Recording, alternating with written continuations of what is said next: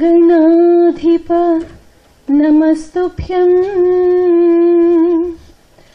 उमापुत्र गजानन विनायकेशतनय सर्वसिद्धिप्रदायका एकदन्तैकवदना तथा मूषिकवाहना कुमार गुरवे तुभ्यमर्पयामि सुमाञ्जलिम्.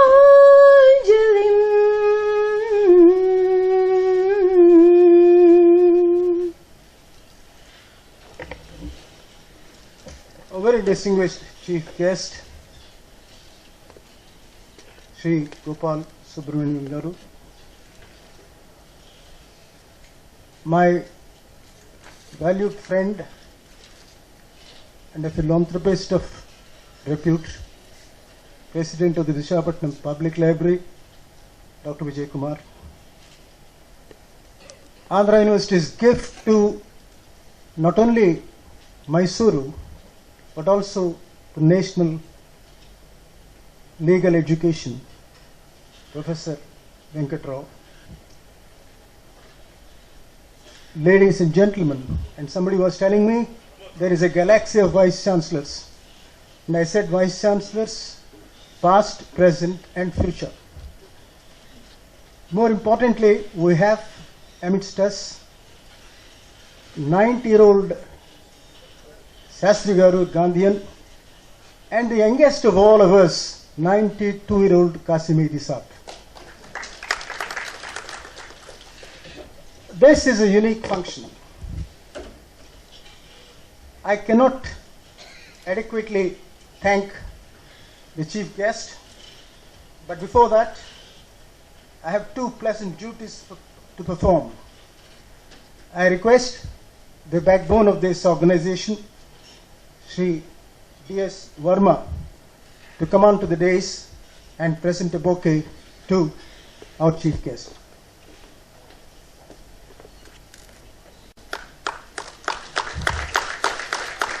I request the worthy son of a noble father who knows that he is stepping into his father's shoes which are too large for him, D.S. Somayazulu, to come onto the dais and present a bouquet to Professor Venkatrao.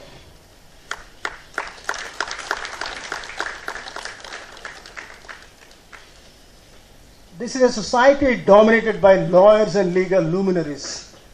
And one of the rising stars, sister of Professor Venkatrao, Srimati Padmini, will present a bouquet to my colleague, Dr. Vijay Kumar. So while I cordially extend a welcome to every one of you, ladies and gentlemen, I wish I had time to greet you by name and personally, and you will pardon me for my inability to do so for want of time. This was a function planned long ago, and Mr. Somayazulu said that it would be done after the anniversary was completed at home, and it was completed in January. But then Mr. Somayazulu took up the responsibility of inviting a legal luminary to pay homage to the memory of Sri D. Subbarao. And then it was so fortunate for all of us that former Solicitor General of India, personally a man of outstanding integrity and reputation, and also amicus curiae, the Supreme Court of Lord Ananta Padmanabha Swami, a man of great humility and learning, Sri Gopal Subramanium promptly accepted the humble invitation. It should have taken place on the 16th of this month, 8 days ago. Due to a bereavement in the family, it had to be postponed. And Sri Subramanium, you are known for your timing, your quest for perfection, and you have perfectly, with intuitive wisdom, chosen the birthday of D.V. Subbarao for felicitating Subbarao's memory, honoring his memory on this day. We are grateful to you, sir. It would not be out of place to mention here that he not only accepted the invitation, but also laid down a condition: neither would I accept any reimbursement of my travel or hotel stay. He came on his own, and he has been pleased. He said, my reputation for Subbarao is high. And then, sir, I must mention here, in the Hindu, 8-9 years ago, the Vizag edition, I was asked to write an essay, an article on Subbarao. I said he was quintessential Vizagite. Yesterday you said you found the city very beautiful and you are impressed by it. I would like to mention here, Subbarao epitomized not only the quintessence of Visakhapatnam, but also the uniqueness of Andhra University. But then we were planning, working out the details of the program, and we said to introduce Sri Gopal Subramanium, nobody is better qualified than Professor R. Venkatrao, who is heading the premier law institute. And then who would introduce Professor Venkatrao? Why waste of time? Why formality? I said Venkatrao does not need introduction. He needs congratulations. And I was reminded of one quotation of your great teacher, Professor Venkatraman. Subbarao was very fond of quoting it. When Professor Venkatraman came to Andhra University, and when he was introduced by Professor Venkatraman said, "You're a distinguished professor, I'm an extinguished professor." So if I try to introduce Venkatrao, everybody will agree that I am more than extinguished. Therefore, I would not venture to introduce Venkatrao elaborately, except to mention one or two very important points. At Bangalore, where I was invited to lecture, I told the distinguished audience that C.R. Reddy was the gift of Foundation Vice Chancellor of Andhra University, was the gift of Mysore to Visakhapatnam. And C.R. Reddy not only became the Foundation Vice Chancellor, but brought another person from Mysore, Bangalore, Radhakrishnan, to succeed. Therefore, the debt we owe to Mysore has been repaid by sending Venkatrao from here. Not only one term, but 2 terms. He was born on the 15th of March 1954, Vice Chancellor of the National Law School of India, University, Bengaluru. Assumed the office in 2009. After the completion of his first term in May 2014, his appointment as Vice Chancellor has been renewed for another 5 years. The National Law School of India, University, Bengaluru is indeed very fortunate to have such a distinguished Vice Chancellor for the second term. I don't have to mention the details of his career. B Honours, MA Honours, MLit, ML, PhD, Principal Andhra University College of Law, member of several committees, and on the board of the Andhra University. Visited almost all the countries in the world, in Africa, Europe, and even Latin America. One of the best read and one of the most humble academics I have come across in life. God bless you, Professor Venkatrao. So about the place, what exactly Subbarao represents? That's the question. Why? a very appropriate coincidence is the function was originally planned to be held in a local air-conditioned auditorium. But then we had to shift it because it was already booked on this day. And I went to the Vice Chancellor and I told him, Professor Narayana, we are very fortunate that we would be honoring the memory of an alumnus of Andhra University. Professor Subbarao, Sri D.V. Subbarao, was a student president of the Andhra University Law College, and he studied here. And immediately the Vice Chancellor said, I am giving the hall free of cost. And therefore, I am grateful to the Andhra University. Then what does the Andhra University stand for? Sri Subramanium, you will be pleased to know that this university was very fortuitously born. Born because of a demand made by the Andhras during the Andhra agitation. The first article in demand of Andhra University was published in 1914 by Dr. Pattavi Sitaramaya. A series of articles appeared, and in 1926 the Madras government finally conceded the demand for a separate university, and the Andhra University was born in Biswada. The foundation Vice Chancellor was one of the most distinguished Cambridge minds, Dr. C.R. Reddy. He went to Aurobindo, then the Maharaja of Mysore invited him, and from Mysore he came to Voltaire. He founded this university, and then he was here for Biswada for 3-4 years. And God knows why, still there is a debate why he shifted this university. He called Biswada Blazewada. He was a master of English language. And C.R. Reddy was compared to Lord Randolph Churchill for oratory, one of the greatest orators of all time. And Dr. C.R. Reddy brought the university to Visakhapatnam, which was then known as a fisherman's village. And this groovy place was transformed.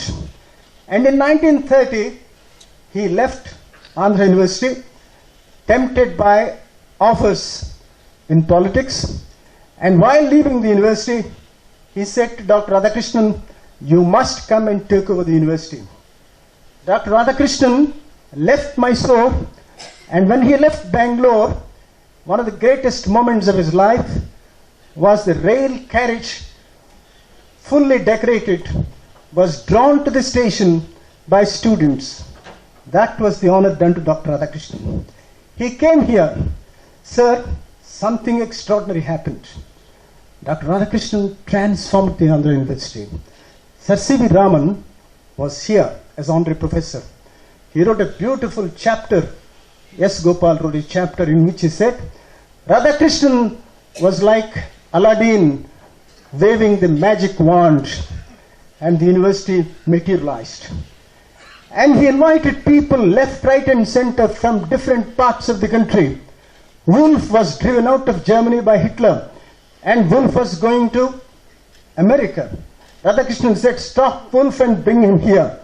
Wolf was an authority on chemistry, and when Wolf came, he came not only himself, but also a team of eminent professors of chemistry, including Seshadri. They came to Voltaire. That's number one. Secondly, he called a professor in Lahore of mathematics to come here and teach mathematics. Thirdly, Hiren Mukherjee was invited. Humayun Kabir was invited. Those days, Marxism was feared, and there was an order in the university that books on Marx must be banned in the library. Radhakrishnan said, no, the books must be put back on the shelves in the university library. And so, when Hiren Mukherjee was a very humorous man, very brilliant man, and when Radhakrishnan had the art of silencing people. He managed the Rajya Sabha. And one day, Pusalapala Sundaraya Garu, the famous communist leader, said, every time we wanted to get up and give trouble to the chairman of Rajya Sabha, Radhakrishnan, the teacher in him appeared before us, and therefore we could not do it.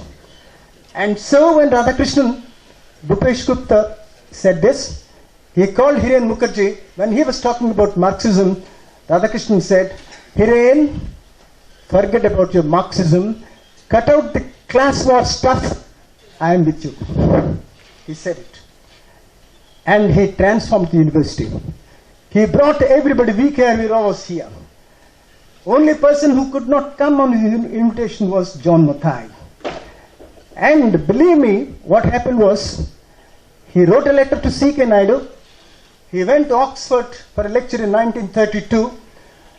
What Tendulkar has been, C.K. was then the legend.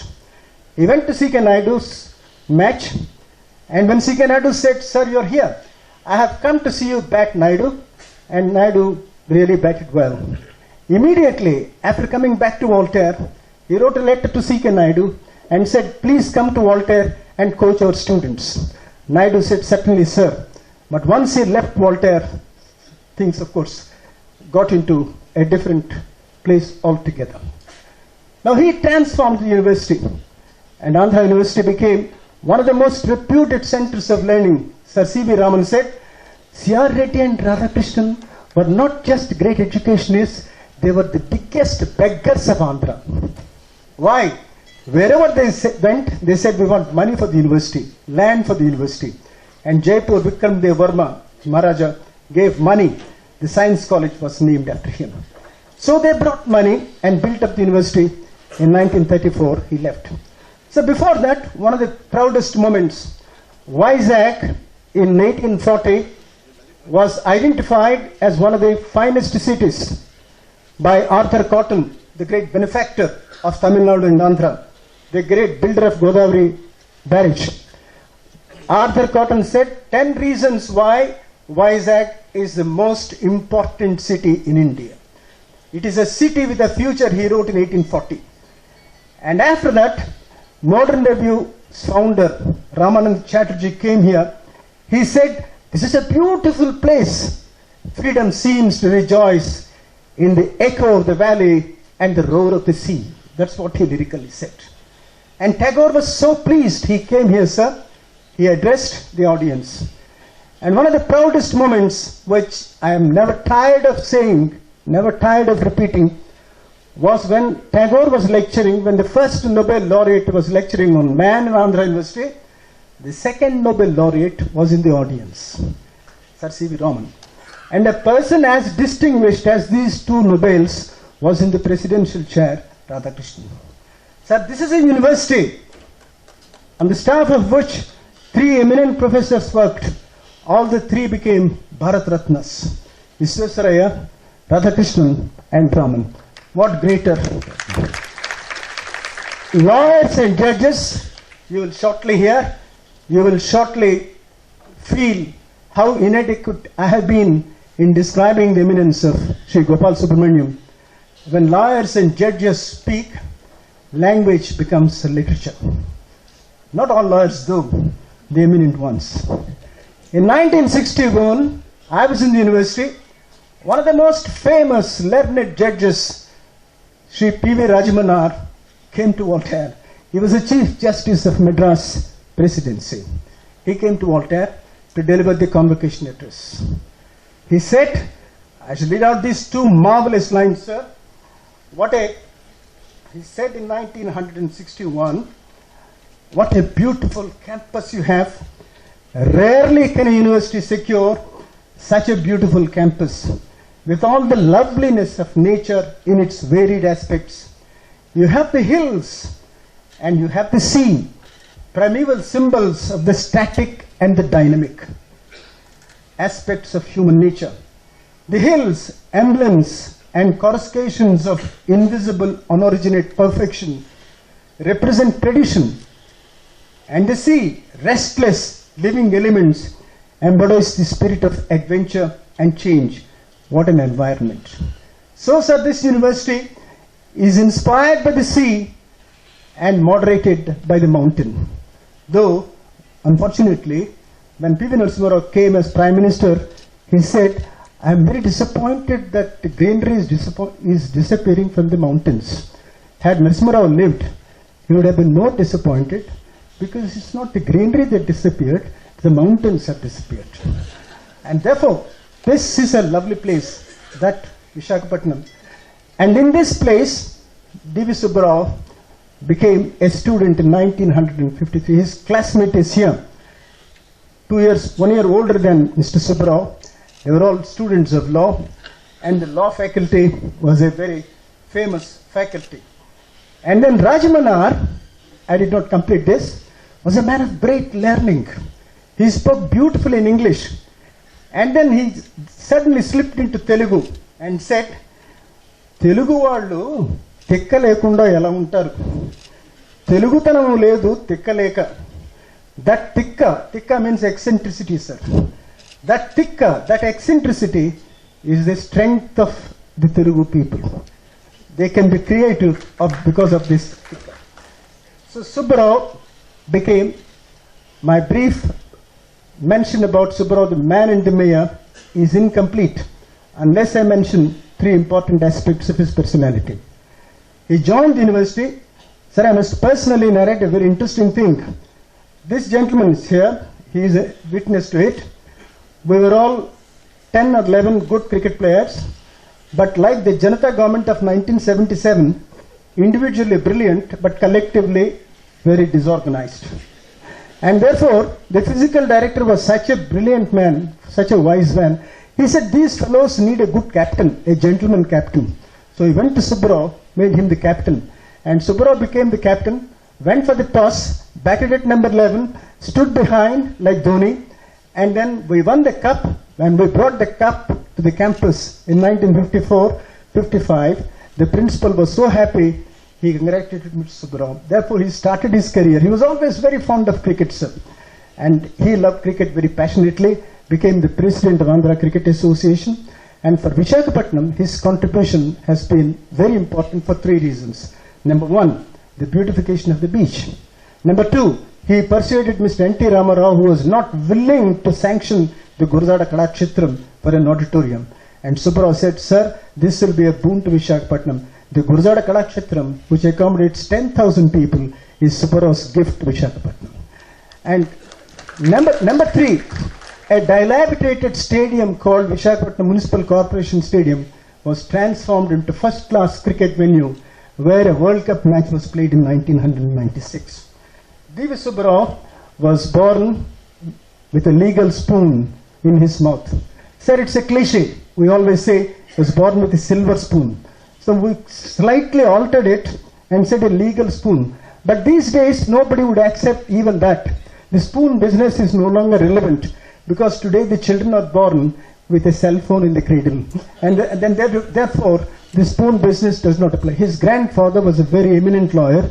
He imbibed all the values of the family. And Subbarao, till his last, was a gentleman to his fingertips. An outstanding man. The very fact, yesterday he was telling me, I accepted this invitation despite heavy work and personal commitments because of my admiration for D.V. Subbarao. That was D.V. Subbarao, sir. And I have great pleasure now in inviting my esteemed friend. He is a man of few words, but a man of great deeds, Dr. Vijay Kumar, to say a few words on this occasion. Namaskaram.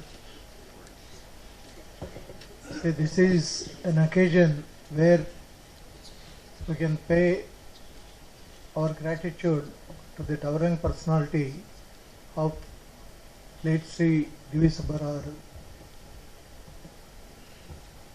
a person who has achieved,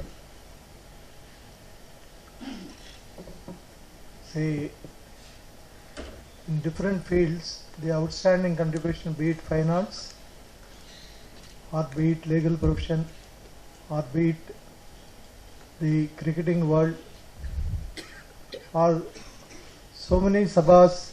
He is the originator in Visakhapatnam, and the fine arts today at Visakhapatnam, a major contribution belongs to D.V. Subbarao. He is an icon to many young generation about the values, about the hard work, about the punctuality, and I had several occasions where I wondered his focus and also his ability to memorize anything without again repeating any of the, without missing any of the final aspects of, be it a legal briefing or be it about library meetings or anything, because he is the one who has installation, has given so many institutions with fine values, and also gave them the direction to go for all the way in a self-sustaining way. Is one of the main reasons Visakhapatnam is ever grateful for his contributions, and also he stressed, he lived with values, and also his icon to the future generation, how one can live with values at the same time one can be firm in his convictions and improve upon them.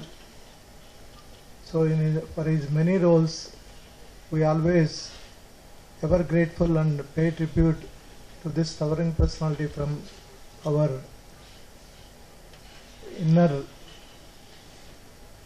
say, because he is a spiritualist, and if we refer to Bhagavad Gita, and in one chapter Sri Krishna says to Arjuna, the virtues of all the great yogis, he endowed with every one of them, because he never hurt anybody. At the same time, he is always a person of giving and a person of love and a person of, say, his magnitude has found no bounds in giving, and also his pursuit for excellence in every field in whichever he has traveled. And we, on behalf of Visakhapatnam, we gratefully salute to this great personality and express our gratitude to him and also to their wonderful family. Thank you so much. The Vice Chancellor of National Law School of India University, my esteemed friend Professor Venkatrao, will speak and also appropriately introduce our chief guest.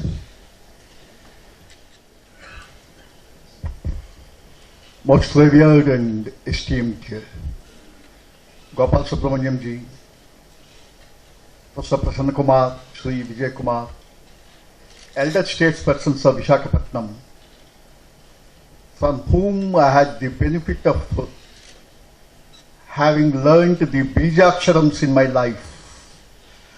And if I am what I am today, it was because of my interaction with these elder statespersons. I bow down my head and distinguished invitees, ladies and gentlemen. 2 days from now, in less than 48 hours, the wonderful institution is going to celebrate its foundation day. 26th April is the date on which Andhra University was established. And 26th April is the day on which the entire world celebrates World Intellectual Property Day. I said one of the reasons is because Andhra University was established on that day. 26th April is celebrated as World Intellectual Property Day. And the greatest son of Andhra University, always the first citizen of Visakhapatnam, and the greatest intellectual property of Andhra University. It's my privilege and honor, ladies and gentlemen, to first pay homage to him. One incident I would just recall. When I was selected as the Vice Chancellor of National Law School of India University in 2009, it was for the first time that the selection was made on the basis of interviews. 4 grueling rounds of interviews. And the last one was with the Chief Justice of India, who happens to be our Chancellor. He was very cordial, and he said, Professor Rao, I would like to ask you one question. With all your brilliant performance, if you are not selected for National Law School of India University, how do you respond and how do you react? I said, my lord, if I am not selected for National Law School of India University, I am going to stay back in International Law University, that is Andhra University in Visakhapatnam. He looked at me. Is Andhra University Faculty of Law so great? Yes, my lord. Illustratively, These are the alumni of Andhra University Law College. 1, 2, 3. The fourth name came D.V. Subbarao. Please repeat, he said. D.V. Subbarao, the former chairman of Bar Council of India. Yes, Bilal. That's enough. That's the acid test for you, he said.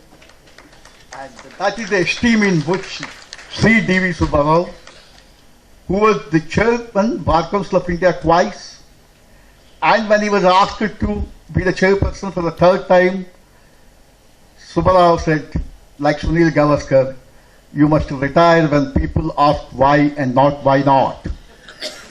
And therefore, I'm not going to be chairman for the third term. That was the jewel.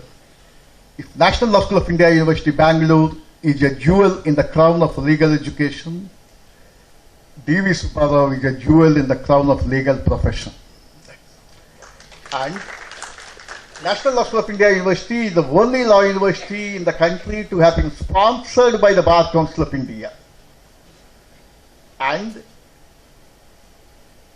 two eminent chairpersons of Bar Council of India, one D.V. Subbarao, in the formative years meandered it through turbulent waters to ensure that it reaches the shore safely. And then from 2010 to 2011, when Gopal Subramanium was the chairman of Bar Council of India, he brought such revolutionary changes in the functioning of National Law School of India University today that I'm sure that day is not far off when people will call Harvard Bangalore of the East. Now that is the stuff that National Law School of India University today is made of. And just a few words about D.V. Subbarao. I'm reminded of what one of the greatest jurists and the former judge of the High Court of Australia. As you know, High Court in Australia is the highest court. Michael Kirby told about H.M. Shirwai. Every word applies to D.V. Subbarao. I quote, most advocates and judges, however great, walk for a short hour on the stage of law. They play their parts. Their voices are raised. The pages of the books are filled with their learning. But then they depart. They are remembered by their loved ones and a few friends or grateful litigants. But soon they are forgotten. Not so with Shirwai, he says. I would say not so with DVS. He was the advocate's advocate. He was a superb advocate and a fine scholar. We dignify ourselves by rekindling the memories of his life and reflecting on the persons that we must learn from the existence of the creative spirit of legal profession. And D.V. Subbarao is an epitome of that. And Subrata Bakshi in his book The Professional says, without basic honesty and fundamental ethics, nobody, however brilliant, can be called a professional. Professionalism is about building a legacy. A professional, at the end of the day, is a person who is remembered. A professional is one who adds integrity to what he does and leaves his footprints on the sands of time. D.V. Subbarao, an epitome of display of modesty and absence of arrogance, an example of that rare breed who work for systems rather than make money from systems, perfectly fits into the definition of a professional.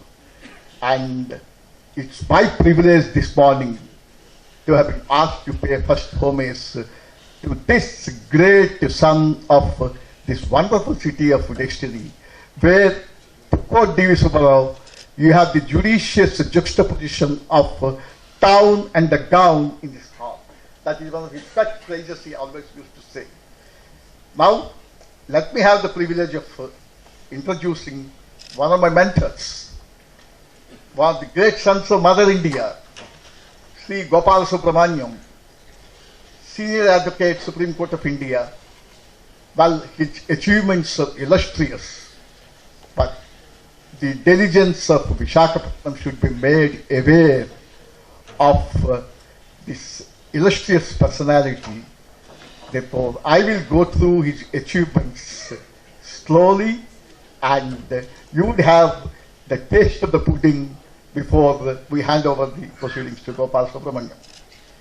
Gopal Subramaniam joined chambers of Sholi Shurabji, senior advocate. 15 days ago, I met Sholi, as he is affectionately called in Delhi, and he was recalling his trip to Visakhapatnam, and he said, "Your D.V. Subbarao has done great injustice to me." He said, "What, sir? Such a beautiful city, I wanted to purchase a flat, and I asked Subbarao to purchase a flat for me. He completed his voyage on this planet without purchasing a flat. As and when I meet him, I am going to ask him this question." And Gopal Subramaniam had the initiation, had the baptism in joining the chambers of Sholi Shurabji. Then from 81 to 83, he was appointed as the standing counsel for the Union of India in the Supreme Court. And also at that young age, he appeared on behalf of the state of Madhya Pradesh, on behalf of the state of Uttar Pradesh. Some of the notable cases are, he appeared on behalf of the state of Kerala recently in Italian Marine's case, which case was followed by the entire legal fraternity all over the world. He appeared on behalf of the Union of India in Bombay High Court in writ petition pertaining to the security of citizens after 26/11 terrorist attacks in Bombay. He was appointed as special prosecutor in the Bombay terrorist attack case. Then in 1993 Bombay blast case, he appeared on behalf of the Central Bureau of Investigation in the Supreme Court. Then he appeared on behalf of the Union of India in the High Court of Assam in the matter pertaining to the imposition of presidential rule in state of Nagaland. He appeared for the Union of India in the Supreme Court in the matter relating to phone tapping of the members of parliament. When you go through these things, you feel as though Gopal Subramaniam was omniscient and omnipresent in Supreme Court in all the cases. Supreme Court without Gopal Subramaniam, like Hamlet without Prince of Denmark, would be a chimera. That's why that is the estimate it held. And to continue, he assisted and appeared as a counsel in the Union Carbide case, Bhopal gas tragedy. Then Justice Verma Commission for inquiry into Rajiv Gandhi's assassination. Justice Wadhwa Commission of inquiring into the assassination of missionary Graham Stone's case. Justice Venkatswamy Commission inquiring into Tehelka tapes case. And the latest one, Justice Verma and Nirbhaya. And in fact, people in Delhi say every word, every punctuation mark is the brainchild of Honorable Gopal Subramaniam. His notable contributions to legal fraternity: he was a commissioner appointed in the very famous case Sheila Base versus Union of India. Then, as Professor Prasanna Kumar mentioned, he was an amicus curiae and chairman Bar Council of India, where he submitted a report on reforms legal education to the Supreme Court, and there two phenomenal suggestions that were made were improving the standards of legal education, including the constitution of National Legal Knowledge Council and the introduction of All India Bar Examination. And let me tell you, ladies and gentlemen, when he was the chairman Bar Council of India, we invited him to interact with our students and to deliver a lecture. Phenomenal are his energy levels. The lecture commenced at 9 o'clock, and at 1:40 p.m. I was required to remind him to stop the lecture. 4 hours, 40 minutes. It was a lovely interaction and one of the best forums that we had in National Law School of India University. Now, some of the honors that he has received. He was appointed as a judge of the Qatar International Court. Then he was a cricket buffs would be pleased to know that he was appointed as the head of the Commission of Inquiry to look into the affairs of Delhi District Cricket Association by the Government of National Capital Territory in December 2015. He was conferred the honoris causa, the degree Doctor of Law, by the Central University of Orissa, Koraput, which was within Vikram Dev Maharaja's province at one particular point of time. He was appointed visiting professor at Delhi University. Then he was Bar Association of India's nominee to the International Bar Association. I need to take a glass of water if I continue further to speak about the phenomenal and monumental achievements of Gopal Subramanium. And I am reminded of the famous words of D.V. Subbarao, who said in one of the lectures, recalling the words of W.G. Grace, the famous English cricketer. When people came to watch W.G. Grace in action, unfortunately that day it was not his day and he was out the first ball. And when the umpire adjudged him out, W.G. Grace said, "Look sir, people have come not to watch you raise your finger, but to watch me play, therefore I am continuing to play." Therefore I know you have come here to listen to Gopal Subramaniam and not to me. And therefore I would not be going through through all the pages. Okay. And as Ernest Hemingway says, when the heart is full, the lips will be silent. And my heart is full when you are looking at it. But before I take leave of this wonderful gathering, from the core of my heart, I have an earnest appeal to make to you.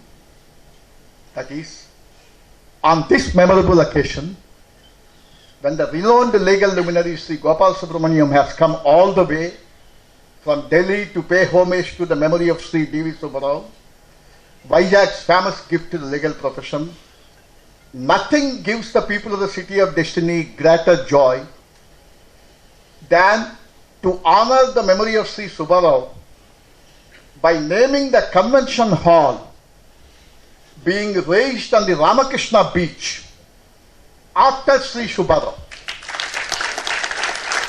Because it was Subbarao who brought luxury to Vizag by beautifying the Ramakrishna beach as mayor, and who was internationally honored for his dynamic stewardship.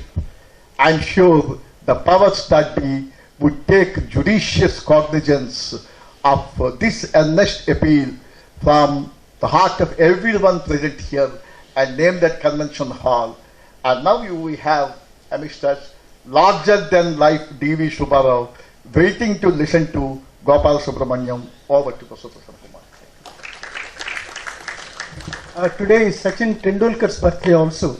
And coincidentally, Subbarao was the administrative manager of the Indian cricket team led by Tendulkar to West Indies.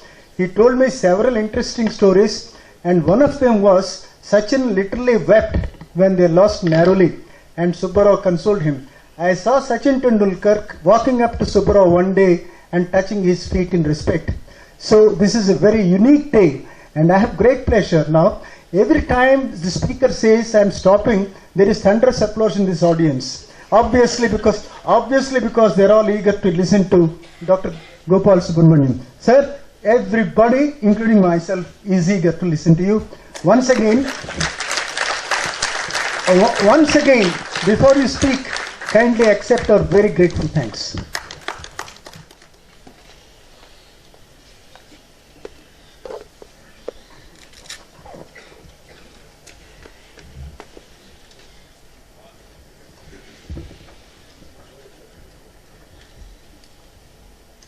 Professor Venkatrao,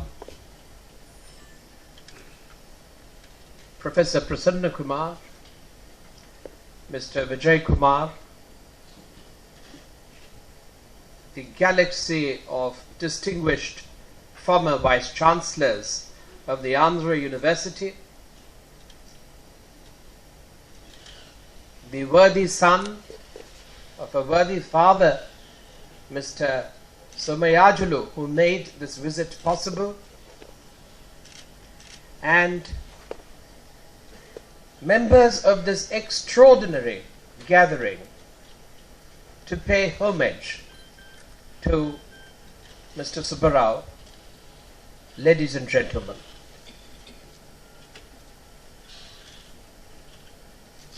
Thuvasula Venkata Subbarao was obviously a great legal luminary. His contribution to public life is equally well matched. He was, of course, a former mayor of the city, a president of the Cricket Association, had the rare achievement and distinction of being elected twice as the chairman of the Bar Council of India, and perhaps the only lawyer who could reach to such zenith from a official to the top. Achieving renown in the field of law, Mr. Subbarao, almost from the time of his enrollment in 1957, had been associated with a large and distinguished body of work from the Vizag Steel Plant, Visakhapatnam Port Trust, Dredging Corporation of India, Hindustan Shipyard, and many others. He was a man of great profundity. He was an avid participant in the field of arbitration, both international and domestic, and he contributed to the development of a substantial body of law relating to arbitrations. He participated in various international arbitrations. He sat as a co-arbitrator with Lord Mustill. He appeared before many former and distinguished Chief Justices of the Supreme Court as arbitrators, Justices Hidayatullah, Justices Chandrachud and Bhagwati. Mr. Subbarao was one of the rare men who contributed not only to the legal field, to academia, sports, but also social and cultural spheres. He was declared as an outstanding writer way back in 1975 by the Lions International, Oak Brook, Illinois. And he also edited Sanjeeva Rao's commentary on the Advocates Act. He was a real leader and motivated the younger members of the bar. He was the only mayor who was selected out of 82 mayors in the country to represent India at the World Conference of Mayors held in Dhaka, Senegal, Africa, organized by the UNICEF on mayors as defenders of children. As mayor of Visakhapatnam from 87 to 92, he pursued the completion of the Indira Gandhi Municipal Stadium, which brought international cricket to Visakhapatnam. He oversaw slum improvement works in as many as 171 slums in the municipal corporation area with the help of ODA Great Britain assistance, which brought out positive change in people's lives. He was a founder of the Lions Cancer Hospital, vice chairman of the Shankar Eye Foundation, president of the Public Library, Visakhapatnam, and a trustee of the Vishakha Music Academy, and president of the Bharatiya Gana Sabha, a connoisseur of music, culture, and art. Mr. Subbarao was obviously a great sports enthusiast. It was a source of joy. It stayed close to his heart, and he was president of the Andhra Cricket Association from 1991 to 2003, and in that capacity a member of the Board of Control for Cricket in India for 12 years. I met Mr. Subbarao on many occasions. He was warm and affectionate. His smile would make me feel how well he knew me. I miss him deeply. I am honored to have been invited to deliver the first D.V. Subbarao Memorial Lecture titled Constitutional Morality, is it a dilemma for state, courts and citizens? Ladies and gentlemen, this day is the birthday of Mr. Subbarao. Apart from this being a birthday, a day of celebration, it also is a very important day for all constitutional law practitioners. It is the day when the Constitution was preserved. This is the day when the Supreme Court of India delivered its most historic verdict in the history of its work. This is the day when the Keshavananda Bharati judgment was delivered. And I think it is extraordinary that I should be called upon to speak on this day, because I truly believe that judgment in Keshavananda Bharati is perhaps the greatest tribute to judicial genius, courage of character, conviction, diversity of thought, and above all, intellectual freedom. Aristotle said, the greatest of all the means for ensuring the stability of constitutions, but one which is nowadays generally neglected, is the education of citizens in the spirit of their constitution. There is no profit in the best of laws, even when they are sanctioned by general civic consent, if the citizens are themselves have not been attuned by the force of habit and the influence of teaching to the right constitutional temper. I think that these words may be those of Aristotle, but they seem to have relevance even today. Do we really know what is meant by living and acting according to the Constitution? Is it simply a law? Or is it also a charter of morality, a rational, scientific morality, which is based upon humanity and human principles of coexistence? I believe it does.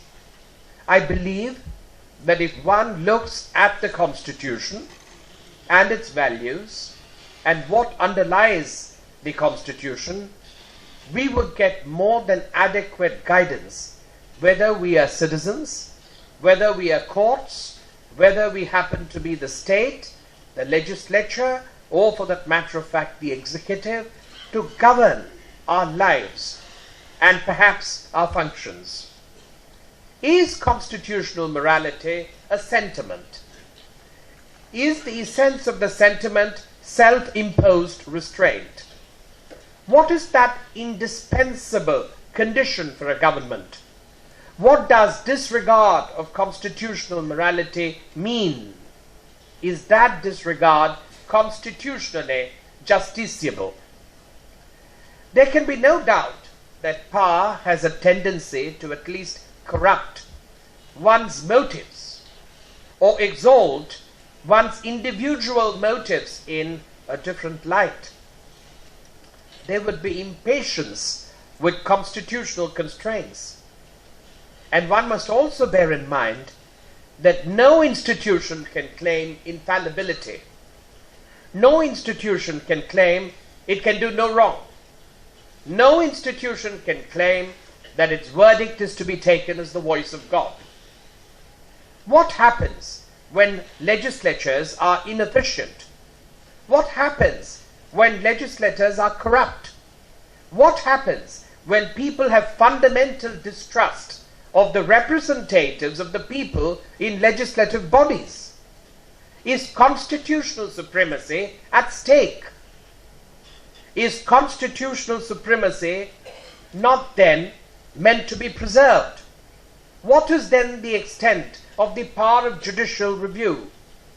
Is there a democratic deficit insofar as the judiciary is concerned to be able to substitute its judgment both for executive as well as for the legislature? If supreme power was vested in any one organ exclusively, undoubtedly there would be chaos. It is inconceivable that if all the power, including judicial power, was vested in the legislature, then Parliament would be a complete source of tyranny and people would be subject to complete helplessness. If the executive was tyrannical, then again there would be a total breakdown and annihilation of the human freedoms of individuals.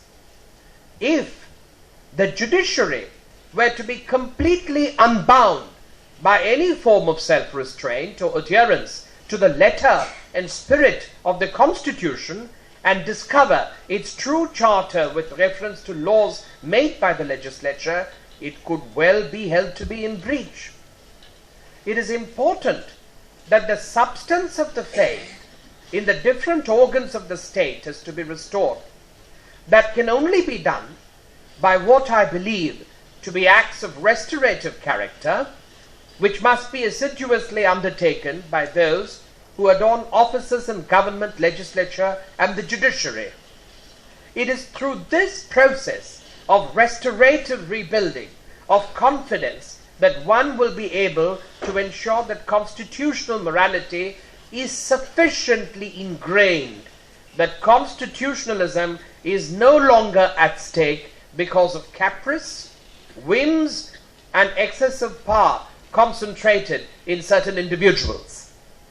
In fact, one notices with great profit that William Guthrie, in Magna Carta and other addresses way back in 1916, said that, of course judges make mistakes, as the wisest and the best men make mistakes.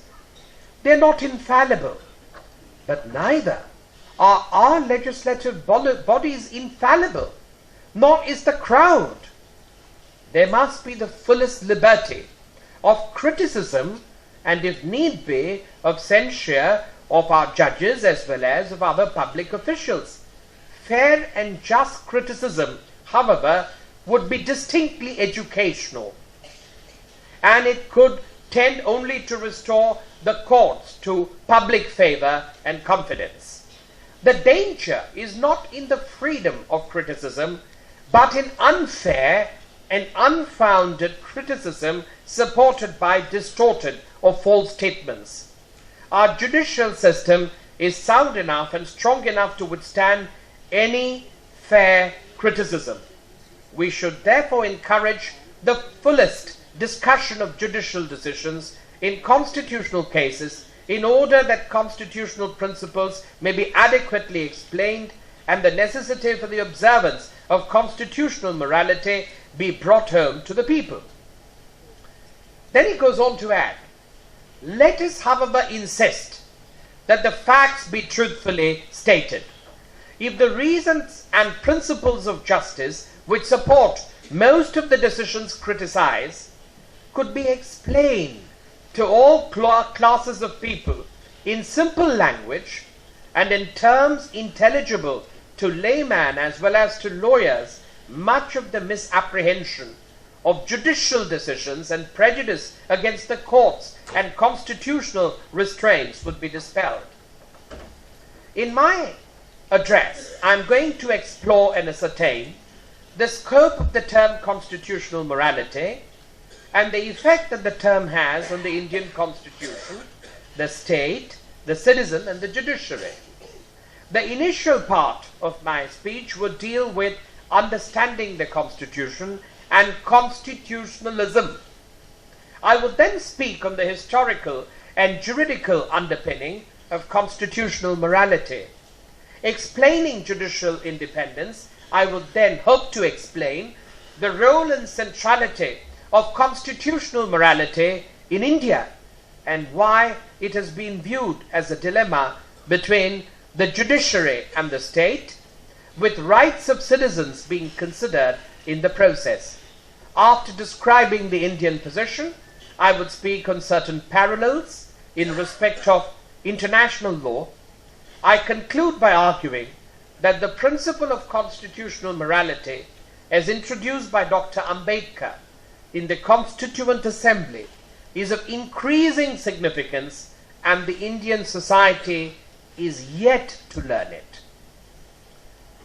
The constitution of a country may be regarded as fundamental law or reflection of grand norm. It normally delineates the powers and responsibilities of the government, including the process of its selection. It also embodies and strives to provide a common national identity for the people for whom it is meant. People generally, especially those of nascent nations, often start with a written document which they call the Constitution. There may or may not be a written document for every country. Examples of Britain, Israel, or New Zealand evince that the constitution of a country need not necessarily be consolidated into a single written document, as has been done in the case of India and South Africa. Whether it may be a written or an unwritten constitution, changes to the constitution are generally avoided. Rules of interpretation have been deployed time and again to keep the constitution in line with the changes in the society and to accommodate the growing needs of a maturing society, which may or may not be reflected in the original text of the Constitution. Generally viewed, the Constitution is regarded as embodying the will of the people, who get together to form a new system, which is superior to the organs of the government, which are creatures of the Constitution itself. It does follow that constitutions cannot be written in epistemic vacuum. Therefore, in view of the fact that there is always a history that results in making of the Constitution, the interpretation and reading of the text of the Constitution, whether documented in writing or otherwise, cannot be divorced from the values that are embodied in the Constitution. Therefore, depending upon the historical context that results in the emergence of a document that can be called a constitution may be a reflection of a dynamic and transformative social process and may thus be a framework for development in addition to being a fully functional machine for governance. A constitution may be a continuation of the earlier dispensation or may be a system essentially embodying the functional machinery of the previous dispensation, albeit with a new vigor of idealism and principles. In certain cases, a constitution may also be the basis for establishing a completely new system for a new administration. However, given that it is difficult to divorce the constitution from a historical context in which it emerges, it usually embodies functionalism of the previous dispensation and combines it with the ideals, values, principles, and experiences behind the emergence of the new dispensation. The Constitution of India is a good example of the same. Because it is not possible to divorce or ignore the historical context from which the Constitution emerges, except by perverting it, the complexity of the historical context is bound to have a reflection on the Constitution itself. For instance, in the Indian context, even though today we stand as one nation, it took great effort during the freedom movement to unify various princely states into one unit having quasi-federal character. It is for this reason that the Indian Constitution has extensively dealt with the center-state relationship, and the journey of post-Constitution has also not been free from political speed breakers. The necessity for having a written constitution arises out of the necessity to assert the supremacy of the constitution.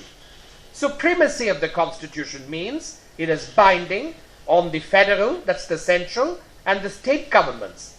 The constitution limits the powers of the government. The overriding authority is accorded only to the provisions of the constitution. and neither the individual nor any government has any precedence over the Constitution.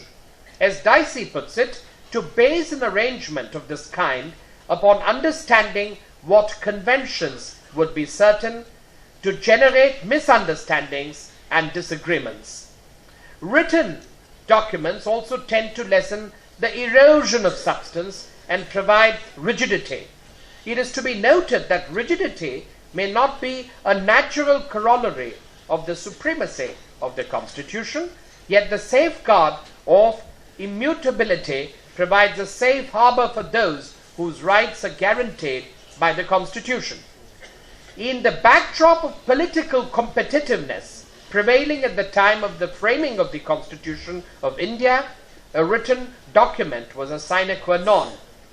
It promised rights to everyone, a promise given in writing with a guarantee of enforceability, the rights in relation to their freedoms and limits on the power of the governments.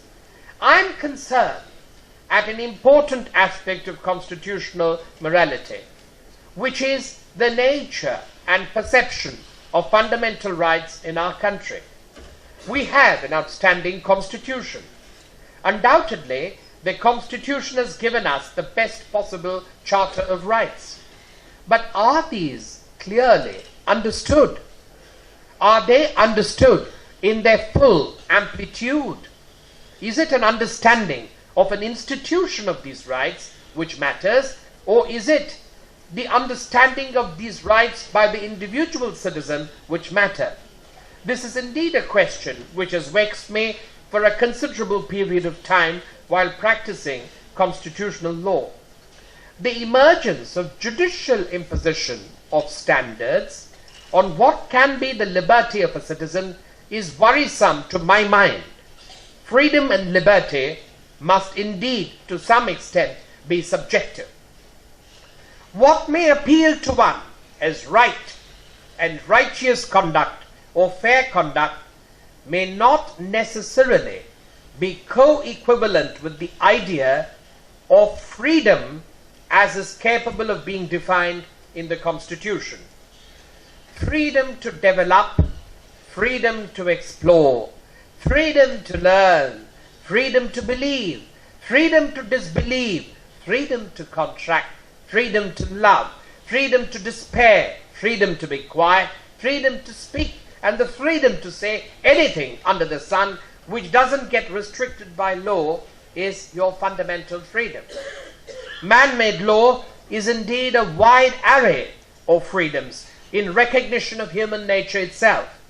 It is open to a citizen to discuss the widest possible alternatives and constellations in philosophy and abstractions and real life, ranging from the most vociferous theories of absolute ideals in traditional texts of religious philosophy and the complete negation of an intelligent design as found in modern scientific teachings and philosophical writings.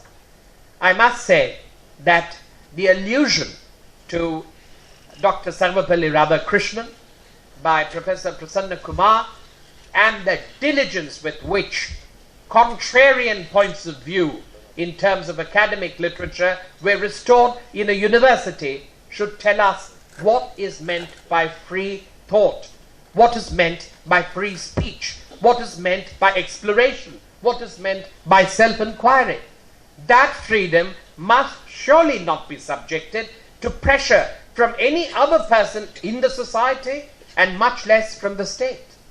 So it is important that this value was spoken about today, because this is the essence of constitutional morality. The essence of constitutional morality is that constitution then becomes an enabler. It is no longer then a mere document of restriction. It is actually a facilitative, psychodynamic, transformative document which has the ability to persuade people to discover what are not transient, or shall we say evanescent principles, but principles which are based on soundness, rationality, scientific and human, and which can be used for the purpose of self-development as well as social development. And indeed, the reference to Professor Hiren Mukherjee and the restoration of Marxian literature at that time in a university when there was a general order banning that literature only tells us about what was the definition of an intellectual freedom according to Dr. Radhakrishnan. You will find that Dr. Radhakrishnan, and indeed it is such a privilege to deliver this lecture in the portals and in the campus of the Andhra University, of which Dr. Radhakrishnan was a vice chancellor, that his book, The Idealist View of Life, which is indeed one of his best works, which looks like almost a summum bonum of his understanding of literature, poetry, art, music, as well as religion and philosophy, tells us that exploration is unbridled as far as the human mind is concerned. Now, can you imagine what would happen if indeed in England Bertrand Russell was going to be chased by the government because he was developing certain equations which might dislodge, shall we say, the worth of any previous exploration?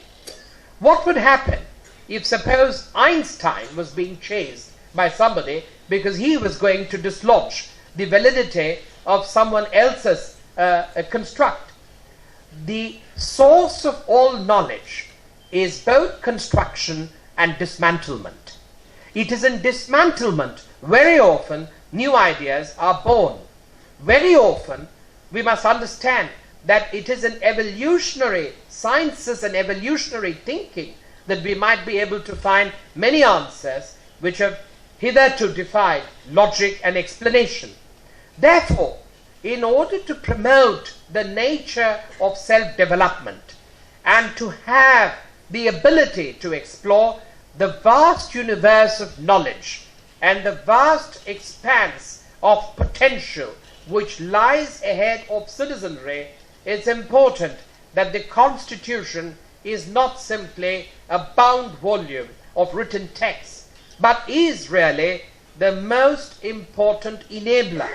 It is an enabler which is the best possible gift which the parents and the state could have given to a citizen. And it is this which must really be able to navigate the behavior of the citizens, the responsibilities of the state.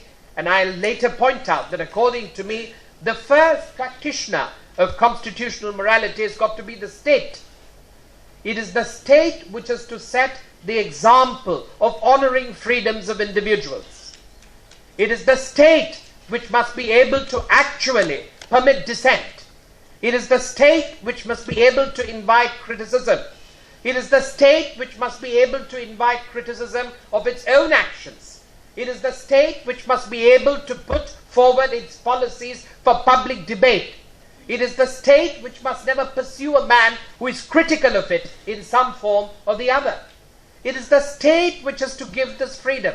The confidence which is given by the state is really, it is not a charity.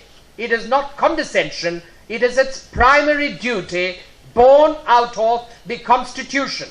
Because as you would see in the written text of my speech, according to me, the preambular ideals which you have in the Constitution are really 4 words, and they are quite extraordinary. You have the word justice, you have the word equality, you have the word fraternity, and above all you have the word liberty. And how do you actually gain liberty without walking through justice, without being able to ensure equality, without democracy, without participative democracy? How are you going to ensure liberty? Now, what is liberty? Liberty is the ability to be able to shake off the entirety of society and think of each individual and his universe as special to him. It is not an impossible dream. That is what the Constitution contemplated. The Constitution contemplated that any form of oppression, whether silent, overt, covert, in whatever manner, was meant to be discouraged. It was meant to be freed. And in my view, in my respectful view, I disagree with Sir Ivor Jennings when he delivered the lecture in Madras, when he said that this is too prolix a constitution. The Indian constitution has too many articles and too many clauses. I'm sorry, the Indian constitution needed to deal with different situations. It had to deal with federalism. It had to promise a certain degree of self-governance to states. It had to give importance to the aspirations of people, both vis-a-vis the federal framework and also in respect of the people within the state.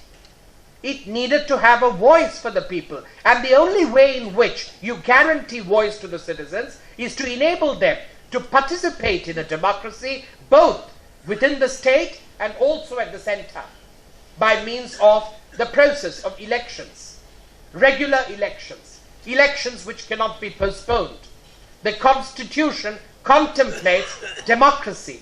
The Constitution contemplates republicanism. As you would see in my lecture, Lord Justice Wolfe said that even though Britain doesn't have a written constitution, but there was sufficient indication about the practice of the rule of law, the adherence to the rule of law, and democracy itself being such a self-defining concept that many of the concepts of human freedom came within democracy or the rule of law.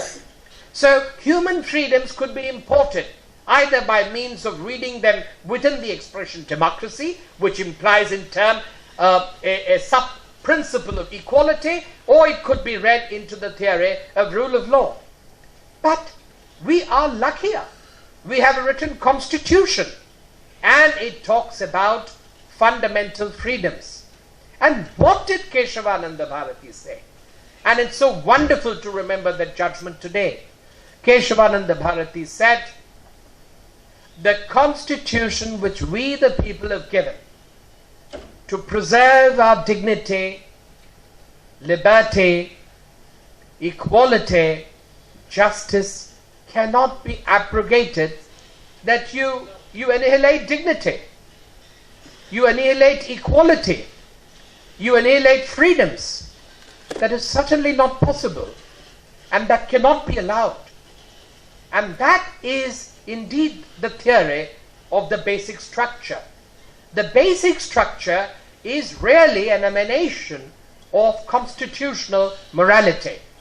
The word morality in a philosophical sense may mean a subjective code which any individual forms for himself.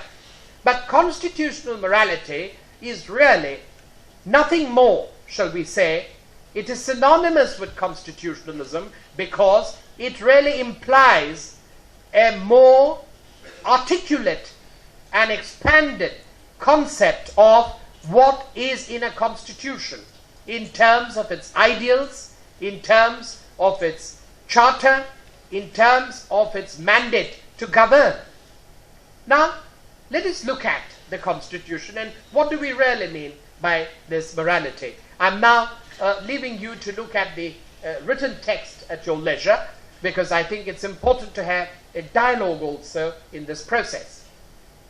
The executive. Now, the executive has a place within the Constitution. Now, why is it that the Constitution had to deal with services?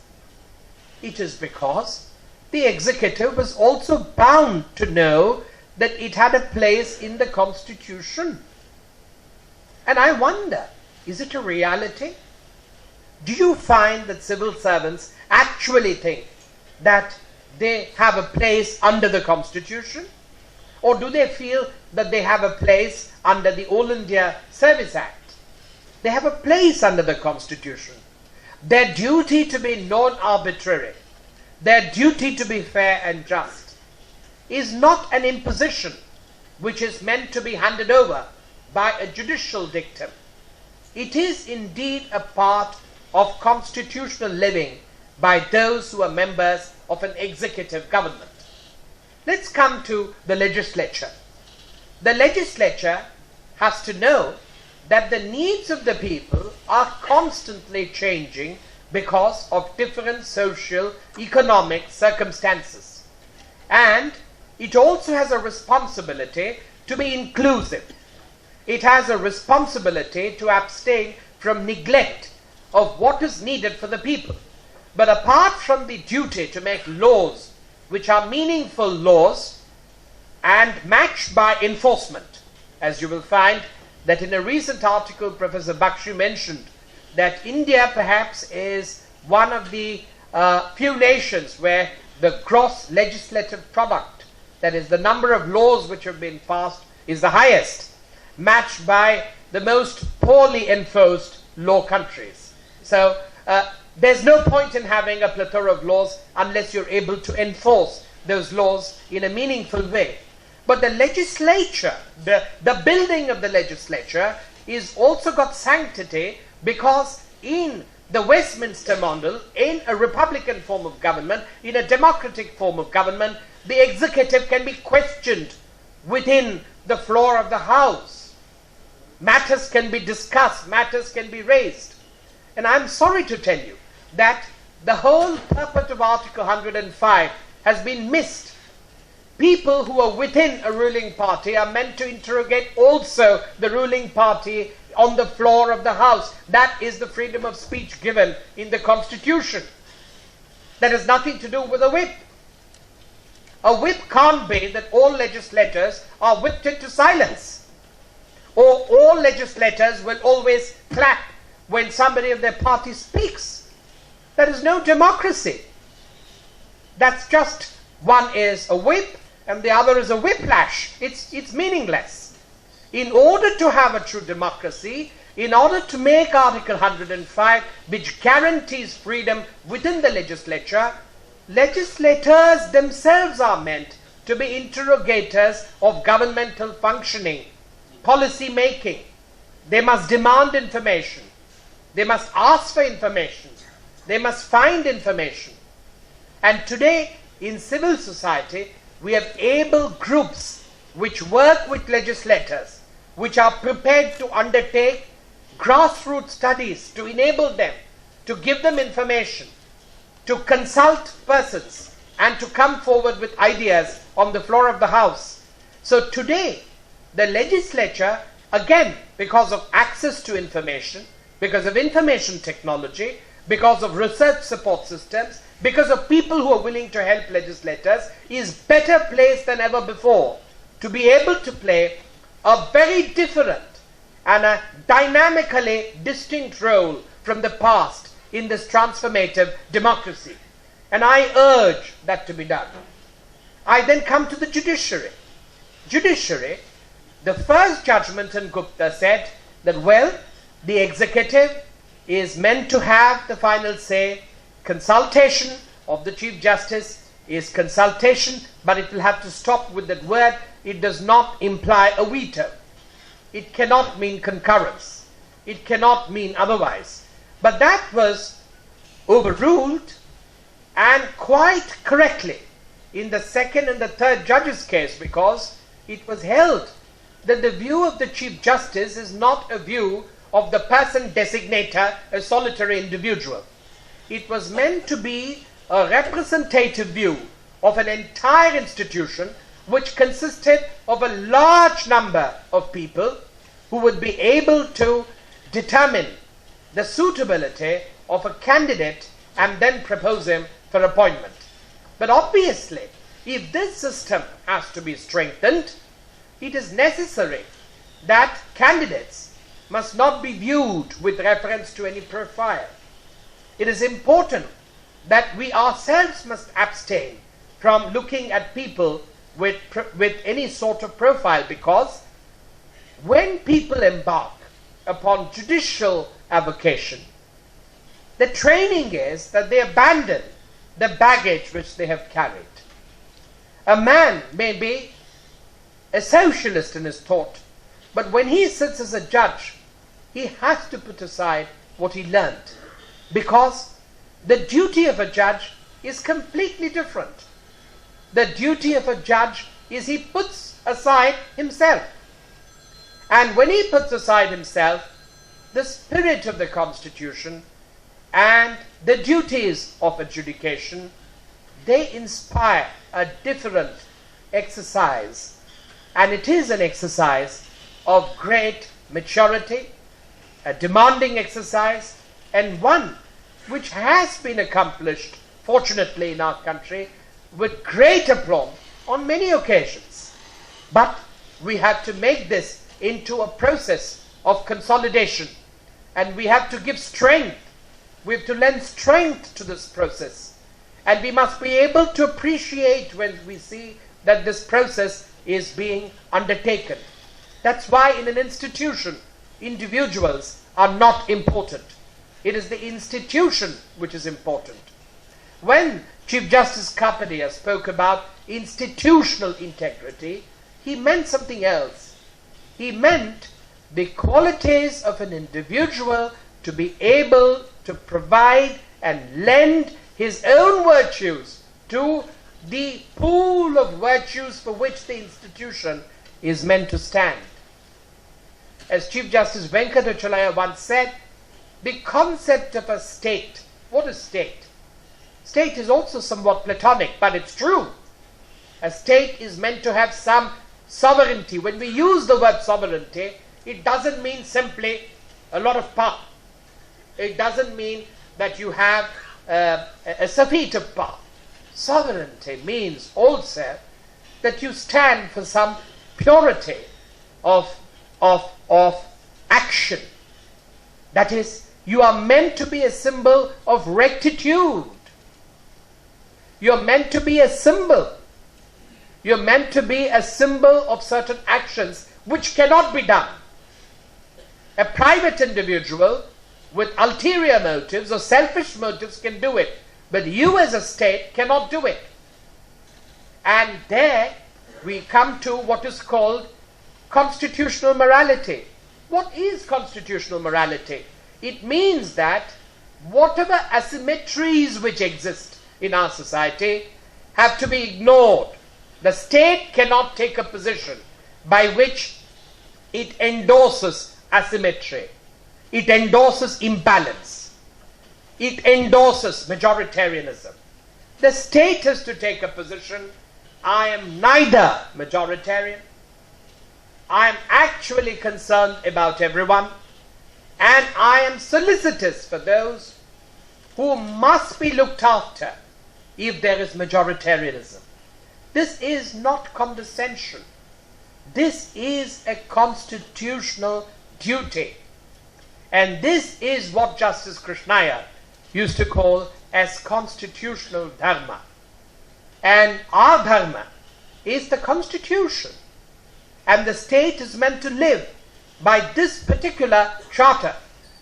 Similarly, when we look at religious beliefs, as Professor Prasanna Kumar pointed out, we are all entitled to grow, read, believe, and feel differently about various points. Our life itself is no, shall we say, no consolidated point of beliefs. Our beliefs themselves keep coming, keep changing, keep evolving, keep crystallizing, and sometimes they crack. All that freedom one must have to bring about a kind of homogeneity in society is not constitutional morality. To be able to bring about a kind of standardization is no morality. It's not a part of the Constitution. To respect diversity in every individual, it is, in other words, to say, this is actually what is a state. The citizens of a state, in my view, each individual is a galaxy unto himself. And a state which thinks that, no, I want everybody to be just in one particular point in this galaxy. And I'm going to make sure everybody has to hold everyone else's hand and no one is going to look the other way. That is not what is. That is a form of oppression by itself. And we must not forget that when we talk of freedom of speech and expression, how is this freedom of speech and expression going to be exercised unless the media is completely free from control, either directly or indirectly, by the state? The quiet knocks to take a particular point of view, a whisper to portray something, this has to be avoided for a free press. A free press is one of the greatest, shall we say, parchments of democracy. The fact that one today uses an iPad or Kindle means nothing. When we talk of a free press, we mean a press which can bring about and extend its views, explain its views, and take a position. You'll be surprised that in Britain they have the Human Rights Act, the UK Human Rights Act of 1998, by which they had to subordinate their laws to compatibility with the European Convention of Human Rights. And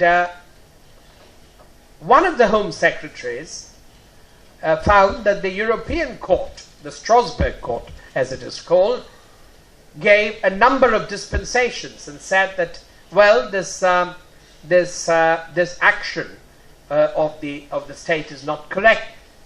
And one of the Home Secretaries on the floor of the House said, well, I think this act should be scrapped altogether, the Human Rights Act. Thank God we do not have a parliamentarian here who has said that freedoms must be scrapped altogether, because he would be the first one who would claim freedom. But indeed, it is the protection of freedoms which must be undertaken by the state.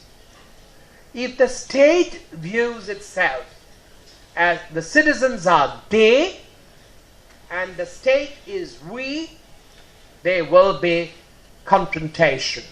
There will be a dilution of constitutional morality. If the state accords the highest respect to citizens for who they are, and that every citizen counts like every other, and in a mathematical algorithm it would mean that X is equal to Y is equal to alpha is equal to beta is equal to gamma. Every citizen is equal to another. And to realize that equality is the tryst of the Constitution, because X, Y, alpha, beta do not have fortuitously the same incidence of destiny. They're not born in the same place. They have not been educated in the same way. They have not been exposed to the same cultural or productive environment. They are different individuals. If suppose you were to look at X in Kashmir, Y in Rajasthan, alpha, let us say, in Chennai, and you look at beta somewhere in Bengal, the four would have four different influences at work. But how to make all the four fulfill their destiny? Can you tell alpha, please forget who you are? Please forget. Can you tell beta, you please forget who you are? It's not possible. But within the scope of their circumstance, the state makes available as a part of its constitutional morality, which means to have allegiance to the Constitution. It's no big thing. Constitutional morality is no further than allegiance and governance in accordance with the Constitution provides the requisite possibilities for growth. And I always regret that if only we had the right to education not as a directive principle, but as a fundamental right with 19(1)(a), because there is no freedom of speech or expression truly without education. And you cannot have that freedom unless you have education. And it's a pity that it has taken us so many years to bring education as a fundamental right. But if the right to education had been read as a concomitant right of the right to free speech and expression, that is, in other words, if you cannot breathe, you cannot have oxygen in the lungs. I mean, it's not possible. So how would you, without education, what is that knowledge, or what is that speech, or what is that expression which you are enjoying under the Constitution? That was certainly a possibility. But, as I said, nobody can be perfect. This is the best which could be done.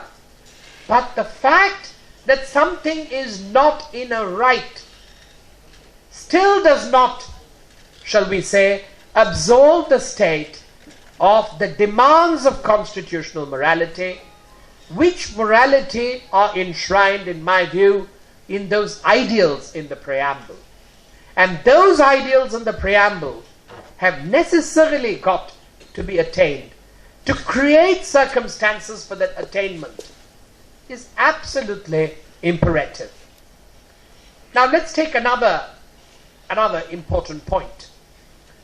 Choices are made, and we must understand that human beings are alive, human beings have a say, but very important choices can be made.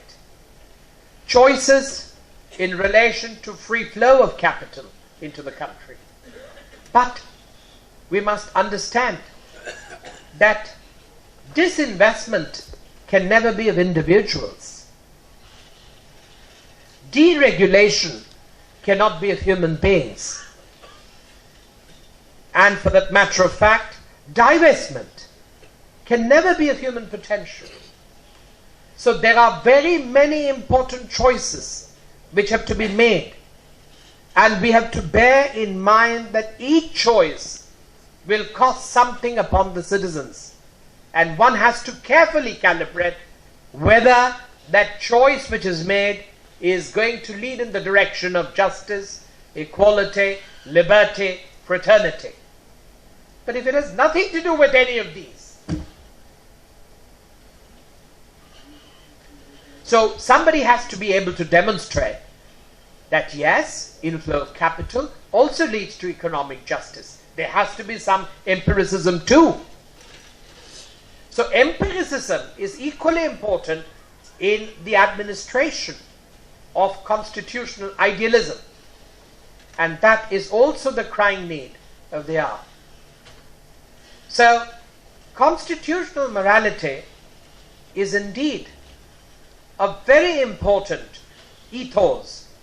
And fortunately, it binds people together. It binds people in such a way that they can break down all barriers which separate them when they feel in their hearts that something has gone terribly, terribly amiss. One must never forget that when oppression ruled, people of this country were silent. Nobody knew what they were going to do. And they simply collectively overthrew a government because it imposed an emergency, it suppressed people from speaking, and people were put in jail. They were simply taken to jail. But people spoke. People were able to stand up. And the ability of the people to be able to stand up indicates, and it is not an impulse, it's an action out of principle, is that they believe that something exists by way of constitutional morality. And that, I think, is a very redeeming feature.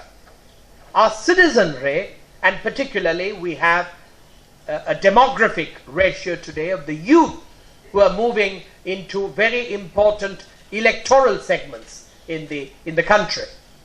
And they have also a strong rationalist and a humanistic sentiment. They were able to protest against what happened in Delhi in Nirbhaya. They were able to actually force government into appointing a committee. They were able to also bring public pressure upon the government to look at the recommendations, and in a record time, you've seen amendments to a law. I don't think you would ever have seen amendments to a penal code or to many statutes within a period of 4 months. So it only shows that civic consciousness is also a part of constitutional morality. But when we look at the interconnection between human beings and offering each other total space is the area where citizens have to regulate by their own self-awareness the boundaries and space which must be given and respected. Because any trumping or any, that was a pure slip, but any, shall we say, attempt to overcome the space of another individual is itself an egregious act. The constitutional courts may not catch you, but remember, constitutional morality in fact forbids a citizen from doing it. There is another aspect of the matter, which is that our courts have interfered in public interest litigations. And there has been tremendous articles and research and a considerable amount of criticism about judicial overreach. But what is true is the courts are moved by matters of fact. And in matters of fact, they have to empirically administer constitutional principles through certain devised remedies. The devised remedies may never be perfect, but the intention of the court is to bring the Constitution as close to the people, not simply as a document, but as a living document.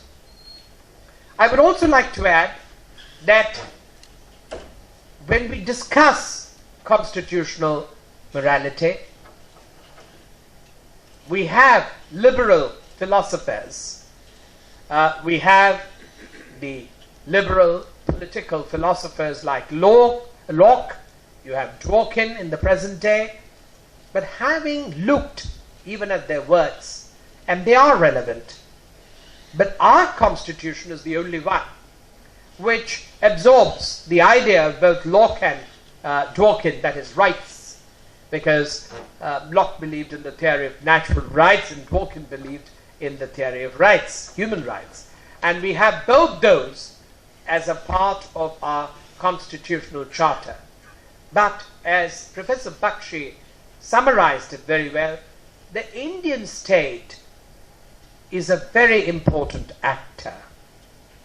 The Indian state has an obligation to its citizens. It is not a freedom without the freedoms guaranteed by the state. The state has to create minimal conditions for the enjoyment of those freedoms. Now let us take a small case. We have the judgment of the Supreme Court in Vodafone, which permits a division of corporate entities and views that one subsidiary is distinct from the holding company and so on. But if suppose I were to extrapolate what happened in Union Carbide at that time in Gopal to this date, when the Vodafone judgment was delivered, would you be able to make Union Carbide Corporation, United States, liable? And if not, what you would have is, let's say 300 tons of rusted metal in Bhopal, which could be sold to a second-hand scrap dealer. And what would be the compensation which one would get? So, the implications, shall I say, of even the structuring of identities when it comes to protecting citizens or giving citizens access to justice, to be able to have citizens come to courts, claim their remedies by way of tortious claims, or whether it be for damages. It's an important right. It needs to be considered. And these are some of the anachronisms which have to be faced. But these anachronisms can be resolved, provided the election of choices is dictated by the primary consideration of the safety of the people, the welfare of the people, their ability to be able to stand up and claim damages. The duty of the state to act parens patriae, as a parent of the people, is abiding. It is not that it happened only with one legislation.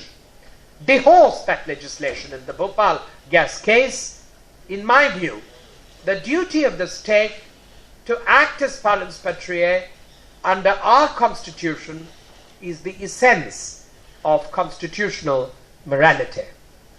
I would like to stop here and give you an opportunity to look at the lecture which will be uploaded, and hopefully you will find it interesting. I must add that to be able to speak in memory of the late Mr. Subbarao has been a great joy.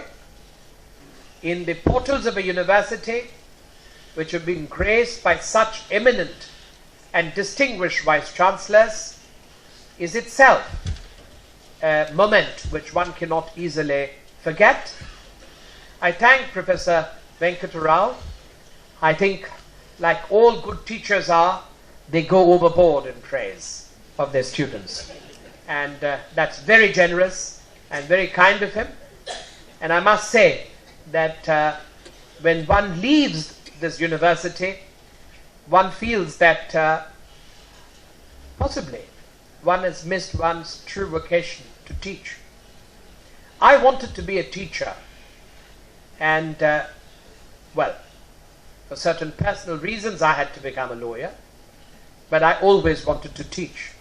But somewhere your repressed desires always come up, and I have never lost an opportunity to be able to partly play that role, and I hope I didn't play it today. It was meant to be more of a dialogue, and I trust that you found the dialogue interesting, and I'll be very happy to field any questions, which is why I'm stopping now, because such a conversation must also evoke some response. This wonderful city has something about its air. It's not the humidity, it's not the hot air, but it seems to be an air of learning and culture and some depth. And when I looked at the buildings which you have, which are very impressively laid out in the other block and also here, I thought of the joy which students must be experiencing when they come here and learn. And sometimes one needs to visit one's own college, the college of, at least in your private space, you need always to be a student. There is a Sanskrit shloka, and that shloka is, it does explain what is teaching about. And the teaching is not also centered around the individuals. It does refer to individuals, but it is also a principle. The teacher himself is a principle. And that verse is Agyana Timiranjasya Dhyananjana Shalakaya Chakshurun Militam Yena Tasmai Shri Gurave Namaha. The ignorance is a state which is purely lack of knowledge. The person who manifests that knowledge is able to remove the wheel of ignorance and your eyes open. The eyes mean symbolically the eyes of being able to perceive knowledge. And the Guru, who is worshipped rightly as a human being, but Guru is also a principle, because the two aksharas, Gu and Ru, Gu is nescience, it's darkness, and Ru is light. So one who brings about light to destroy the state of inertness and darkness is therefore called a guru. So a university is a principle, it's a place where there is gravitas of learning, where we all nourish our souls, because our souls need ultimately light, and light also requires a certain degree of knowledge. And knowledge also has to be contemporary, because we have to relate to the reality within ourselves and outside of ourselves.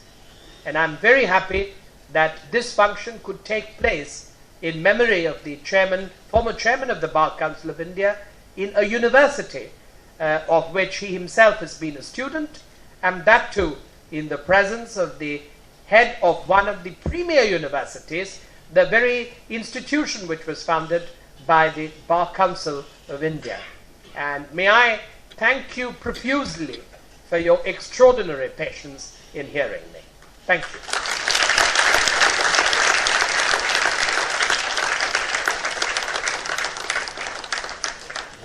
So this is a magnificent presentation, sir. Thank you very much. As you said, you will field questions, but I would like to mention just 2 or 3 points. Number one, the collector of Visakhapatnam in 1934, when Hiren Mukherjee was alleged to be radicalizing the student community, he wrote to the government to have him either sent out of Visakhapatnam or put in jail. The Vice Chancellor said, neither of it will happen, and therefore Hiren Mukherjee stayed back. Number two, a former Vice Chancellor of Andhra University, Professor K.R. Srinivasa Iyengar, as you very rightly referred to, he said, we are in front of the sea because our ignorance is like the ocean and our learning is like a glass of water, he said. And ironically enough, there was one Vice Chancellor 50 years ago who, when the university was starved of funds, he said, Osmania University is in Hyderabad, very close to the government, they get money. Venkateswara University is in front of God, he gets money. Andhra University is in front of ocean, where will we go except into the ocean, he said, sir.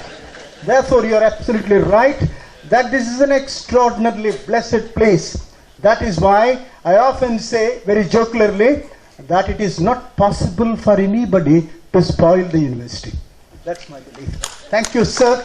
And I don't think the audience would like to put questions after such a magnificent presentation. They are overwhelmed. On behalf of all of them, I bow in respect to you, sir, for making this. You're younger in age, but far, far, far older in maturity and wisdom. I thank you very much. Now, the person primarily responsible for this extraordinary achievement is Mr. Somayaslu. And therefore, as you rightly said, Somayaslu, when I referred to him, he said, it is not me, my father's spirit. That is good. Mr. D.V. Subbarao is so loved, so lovingly remembered, that he, soul must have said, I shall not rest in peace unless Mr. Gopal Subramanium would come and deliver the lecture. Therefore, you have come here today. Now, I invite very humbly Mr. Somayaslu to come and formally present a vote of thanks. Not just a vote of thanks, speak out your heart. Thank you, ladies and gentlemen, for your very gracious presence. I see very distinguished people from FRCs, CS, Goli Bhaskar Rao, former Vice Chancellors, very eminent people, a Gandhian Shastri, Barhal Chetty, the father, his book center was called a mini university by Mr. V. Sitaramaya, one of the finest educationists and auditors in the country. So we have a galaxy of outstanding people. Sir, you have addressed today not a university community, but a galaxy of outstanding intellectuals, eminent people. Thank you very much. Mr. Somayaslu. President of the function, Sri Vijay Kumar Garu, Professor Prasanna Kumar, my guru, teacher and mentor, Professor Venkatrao Garu, and the distinguished Sri Gopal Subramanium. Normally when we are called upon to speak, we tend to collect our thoughts so that we could express ourselves clearly. But today, I have an absolute blank slate. Fortunately, when I was coming up, 2 little things came to my mind. The first said, Somayaslu, my inner conscience was telling me, Somayaslu, fools rush in where angels fear to tread. The second was, it is better to close your mouth and appear to be a learned man than to open it and remove all doubt. After that extraordinary presentation by Sri Gopal Subramanium, I don't think anything I can do can add to what he has said. The magic he has woven with his words is best remembered. These are speeches, ladies and gentlemen, that can never be explained in words. These are speeches, ladies and gentlemen, that can best be experienced. I don't think if I talk tomorrow about the speech, I would be able to convey the essence. You are fortunate enough, we are fortunate enough, the city is fortunate enough to listen to this extraordinary presentation. Thank you so much, sir. I think, yes, I think since Professor Prasanna Kumar said that I have a role to play and a major role to play, I will misuse my authority and request all of you to kindly stand up and applaud this extraordinary effort. Sir, that is for you, sir.